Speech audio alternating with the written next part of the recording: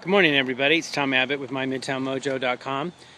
Today's January 30th, 31st. I already forget which day it is. I've been kind of snowed in for a couple days. But the reason I wanted to get a quick video out to you all, I'm recording this after the fiasco we had here in January 2014 when we got 2 to 3 inches of snow and the entire city became gridlocked and people were stuck in their cars. I know one person was in their car for 27 hours on the freeway and couldn't get off the freeway. Just a couple things, everybody says, oh, you southern people, you don't understand snow, blah, blah, blah, etc. Well, here's part of the problem. First of all, there's hundreds of miles of freeways around Atlanta that aren't technically in Atlanta. They're part of the metropolitan area, but the city of Atlanta itself is not responsible for them. That's one thing. Secondly, the challenge we have here is we just don't have the equipment to clean up all this stuff. I mean, you have to keep in mind, you people that live up north and everything, you may have, 40, 50, 60, 100 some snow plows to be able to clean snow off your roads. We just don't have that kind of equipment down here. So what happens is, and also the challenge we have here is it's always warm and then it starts. Either it starts with rain and gets cold, or in this instance, it actually just started snowing. It was already cold enough that it snowed, but the ground was warm enough that when the snow hit any of the streets, it immediately, was just all wet. Then what happened is it got cold very quickly. It was snowing for Atlanta a pretty good amount at a fair clip, and all that did was just immediately start to freeze.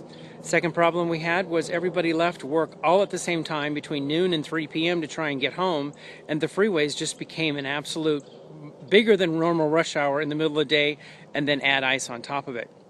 But I wanted to give you an idea of just some of the challenges you face here, so I want to show you what happens on our streets here and why it's such a challenge. So here's what happens. This is a street coming out of my neighborhood, right on the street where I live, in fact. So this is a little bit of a hill, and as you can see, it's kind of shady here. So this is ice all the way down this hill to the stop sign. Now, since I was out here a few minutes ago filming, you can already see some of this is thawed off and it's just down to bare pavement. But you come back over here, and this is still solid ice. It's starting to get slushy now, and it's starting to break up these areas here, and then this is pavement here that you can actually drive on.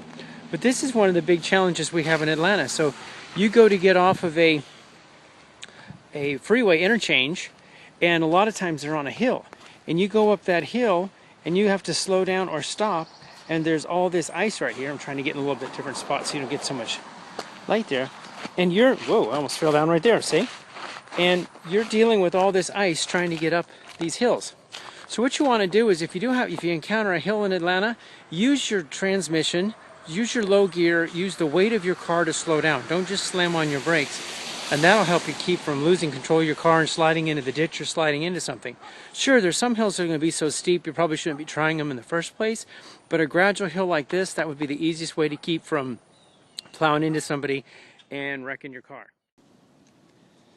Okay, another great tip when you're down here in the south, as soon as you have a snowstorm, come out and clean off your car. Don't wait for, to sit there overnight or the next day when it's going to start melting. If you come out and do it right away after it stops snowing, it'll look just like this. You won't have ice and snow caked all over it. Now, obviously, this is one that I drive, but to give you an idea, you don't want your car to look like this, all covered in snow. And then when it melts today and freezes again tonight, that'll turn into a sheet of ice underneath there. So you always want to remember to do that. Secondly, if you live in a suburban neighborhood versus in Midtown Atlanta where you'd probably be parked in a condo building, you want to do something like that. Park your car down at the end of the driveway, so that way you don't have to worry about getting out of your driveway. If you do really need to go somewhere, your car's down at the end of the driveway, you don't have to worry about ice and snow to get down your driveway. And there again, too, you can already see my car is all completely melted off if I need to go anywhere.